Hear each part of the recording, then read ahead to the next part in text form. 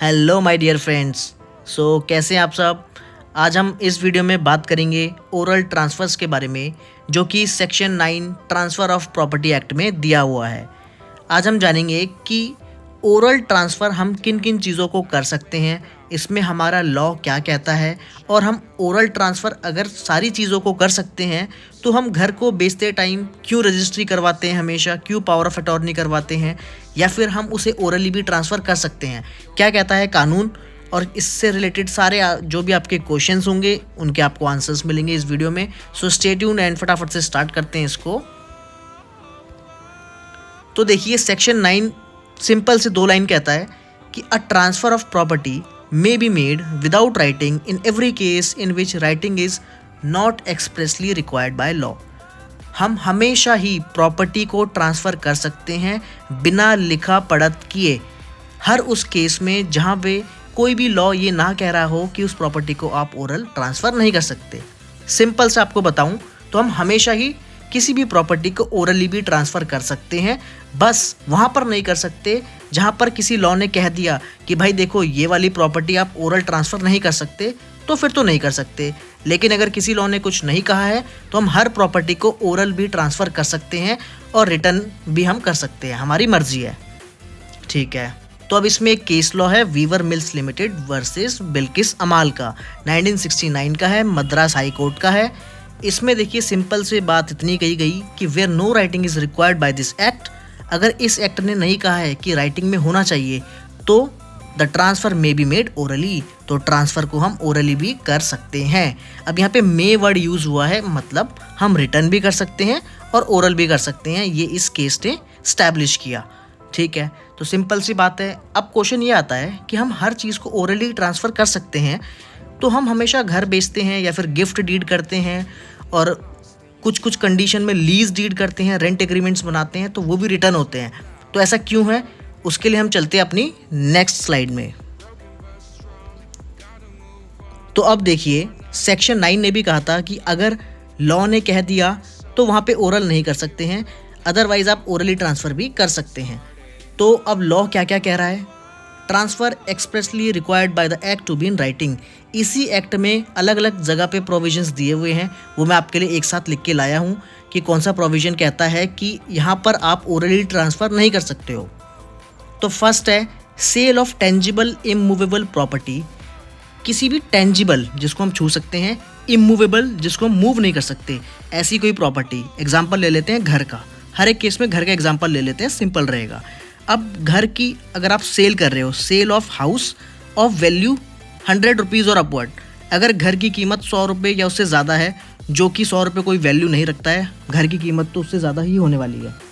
तो अगर घर की कीमत 100 रुपये या उससे ज़्यादा है, सेल ऑफ रिवर्जन है, या फिर sale of other intangible properties means जिसको हम छू नहीं सकते। ऊपर हमने बात करी टेंजिबल की, इसका सेकंड पॉइंट कहता है सेल ऑफ इंटेंजिबल भी प्रॉपर्टी है, तो हम उसका हमेशा अग्रीमेंट कैसे करेंगे, राइटिंग में करेंगे।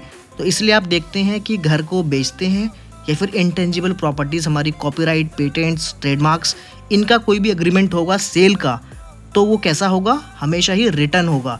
ये कहता है हमारा section 54 of this act only, मतलब ट्रांसफ़र ऑफ प्रॉपर्टी एक्ट। अब सेकंड पॉइंट कहता है simple mortgage and other mortgages of immovable property securing a principal money of 100 rupees और अपवर्ड।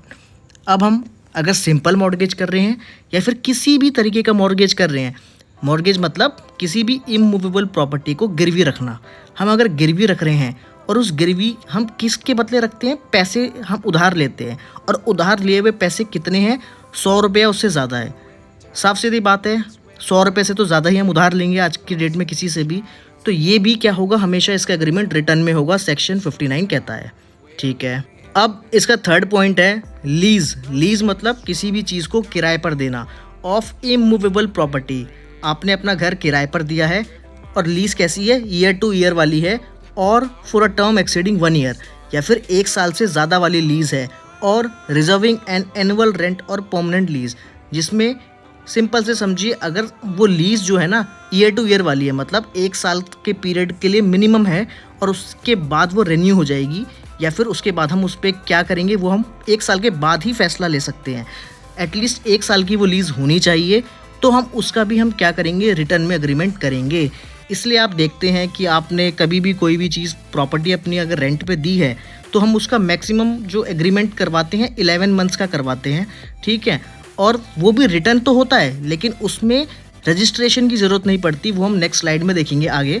लेकिन हम मैक्सिमम अपनी चीज़ें बहुत सारी आजकल रेंट पे जब देते हैं ना प्रॉपर्टी, तो बहुत सारी लोकल जगहों पे हम ऐसे ही दे देते हैं, ओरल ट्रांसफ़र कर देते हैं, और वो भी वैलिड मानी जाती है। लेकिन वो ईयर टू ईयर वाली नहीं होती। उसमें हम कभी भी कहेंगे, अगर हम अपने टेनेंट को कहेंगे, किराएदार को कहेंगे कि भाई हमें ये प्रॉपर्टी खाली चाहिए, तो वो डिपेंड, जो भी हमारा म्यूचुअली डिसाइड हो जाए वो तब भी खाली कर सकता है। तो अगर ईयर टू ईयर नहीं है तो ओरली भी हो सकता है, अदरवाइज वे भी रिटर्न में होगा, सेक्शन 107 कहता है। अब नेक्स्ट है, एक्सचेंज करते हैं हम किसी भी इमूवेबल प्रॉपर्टी को जिसकी कीमत 100 रुपये या उससे ज़्यादा है।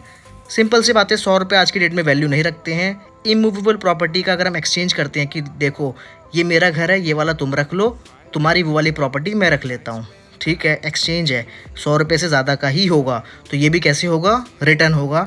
सेक्शन 118 रेड विथ सेक्शन 54 आप पढ़ेंगे तो वो यही बात कहता है। आई होप ये चारों पॉइंट्स तो क्लियर हैं। अब आगे देखते हैं,